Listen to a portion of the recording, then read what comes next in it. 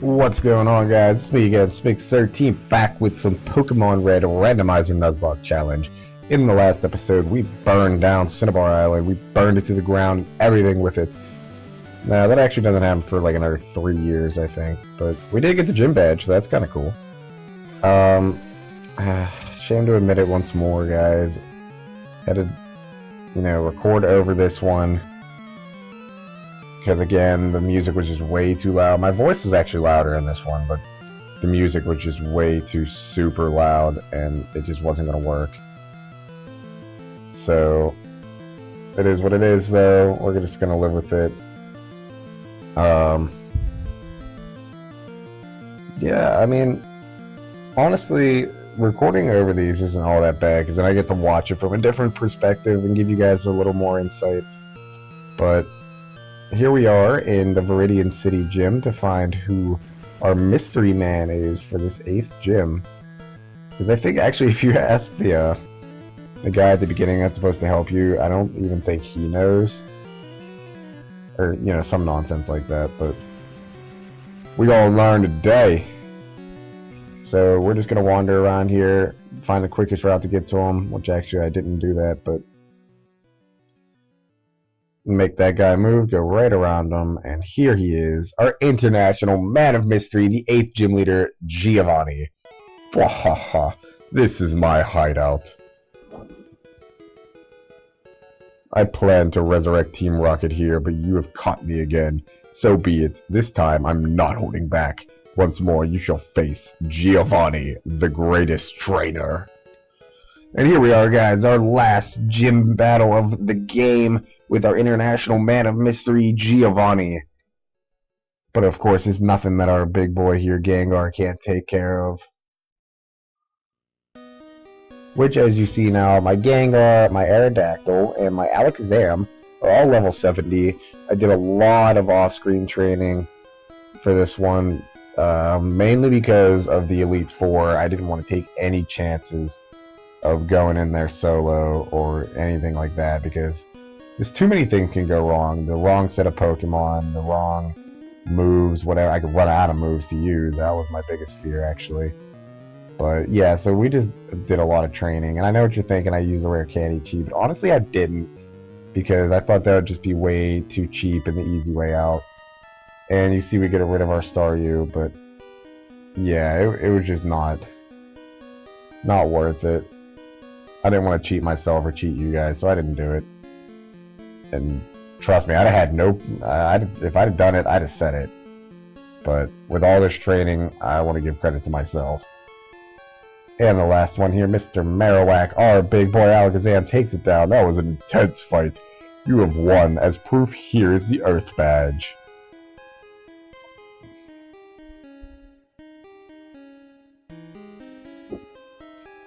And he will try to give you Fisher. And if you get Fisher off of him and then talk to him again, he disappears. He just kind of goes away. Which leads into Pokemon Gold and Silver, where he's no longer the gym leader or anything like that. And what we're going to do now is head on down to the Poke Center and get ourselves all healed up for our big showdown with our rival. The same spot as in the beginning of the game when you head over to the Elite Four, or to the, the big building, that the Pokemon headquarters, whatever in God's name you want to call it, honestly. But this will be our last battle with our rival here.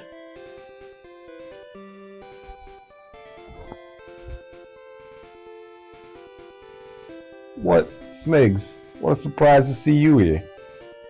So you're going to the league. You collected all the badges too? That's cool.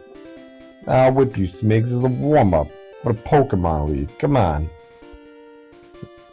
I don't know how we live in the same town and he's got this thick old New York accent. But anyway, I think the funny thing about this is I think he ends up having 3 Kabutos. Yeah, there's a Pidgeot. We're gonna put him to sleep, and then Drowsy gonna drown me, and there's Kabuto number 2. And then Nidorino, and then it's gonna be another Kabuto. Yeah, 3 Kabutos in this battle. I thought it was just kind of nuts.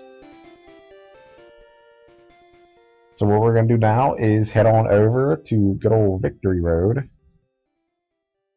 And just a little heads up, guys, you're going to need 2 HMs to get through all this. You're going to need Surf and you're going to need Strength. Surf to actually get to Victory Road and Strength to get through it.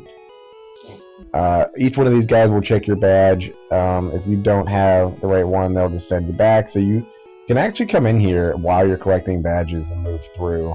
But of course, once you reach the one that you don't have, you'll be turned right around. Which is kind of funny because you actually can get some badges before others. Like,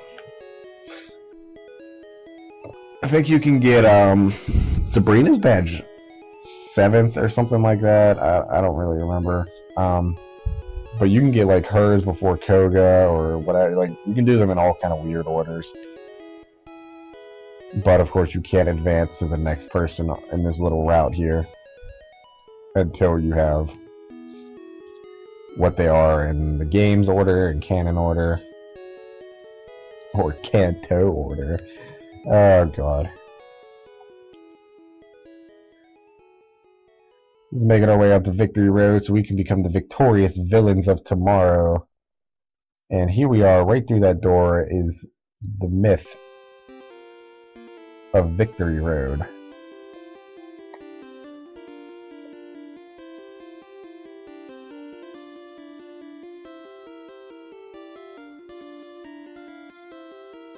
And right there, I had to teach our Blastoise the good old strength move. And what kind of angers me here is, in this game, you have to go into your Pokemon every time you want to use Strength or Surf or whatever. In the new games, you can just walk up to something and press A and end up using it, which is whatever, I guess, but it's just that little bit more of a hassle to do it. I do a lot of speeding up in here, just because it's quite clear to see what I'm doing, and it just takes forever to move those friggin' boulders. We're not a Machop. We can't just like be picking them up and just tossing them around. I like this music actually for Victory Road. And the cool thing about this is actually this trainer that we're about to walk up on, that guy right there, the one that I'm now standing behind, he has some of the game's starters as his team. Obviously not in the randomizer, or he might, but he has, I think, a Charmeleon, a Charizard, and a Venusaur, or an Ivysaur, or something like that. I think the only family he doesn't have is the Squirtle family. But I always thought that was pretty cool, because you don't get to see the starters or their families in this game too often. Up there is Moltres, or, you know, what would be Moltres in a normal game. And Fire Red and Leaf Green, he gets moved to, like, 1, 2, and 3 Island, or whatever it is. In this game, he's right there. Right out in the open. Here's something to think about, guys. Listen very closely to the names. Articuno, Zapdos, and Moltres. Now, I know I probably sound like an idiot because a lot of you probably already figured that out, but Uno, Dos, and Tres. 1, 2, and 3 in Spanish. Yes, the 3 legendary birds. Not exactly in the order that you could catch them, kinda. I mean, you need Surf one way or another to catch Zapdos and Articuno. You need Strength also to get Articuno, so I guess you could get one before the other, Dos before Uno, but they're pretty much, you know, 1 and 2. And then Moltres, of course, you gotta wait till you're all the way here, so that makes sense for him to be Trace.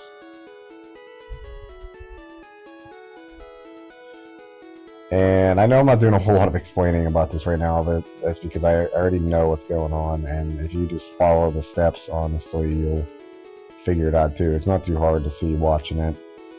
And I'm pretty sure we're actually getting kind of close to the end here. I think.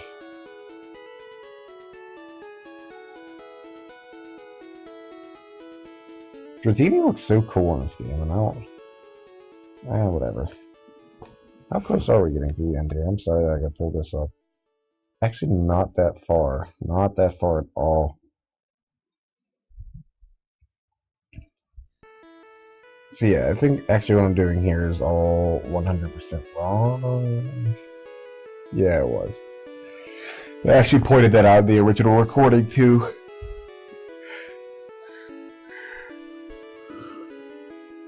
Yeah, because up there is where like you come into here. So I basically just replaced the boulder for no good reason. But whatever, we figured it out. We come back down here. And you just have to push this into the hole. That's what she said. And push it all the way towards the other side. And there we go. Just so soft and gentle touches. That's what really does it for him. And we are at the end of Victory Road now. And guys, this is what we've waited so long for. This is what we trained. Every gym battle, every trainer, every Pokemon we've caught and killed has been leading up to this moment, guys. We are now at the Indigo Plateau, the plateau of all the colors in the palette that is the Kanto region. We're at the Elite Four, guys. We're going to heal up and stock up on a bunch of items and everything, and then we will be off to facing the Elite Four, guys. So that's going to do it for this episode. So again, thank you guys as always for watching, and finale will be next. Nothing standing between us but 4 trainers between us and glory. Guys, this is it. So once again, this is your boy here, Smix13, signing out, and I will see you guys next time for the challenge of our life.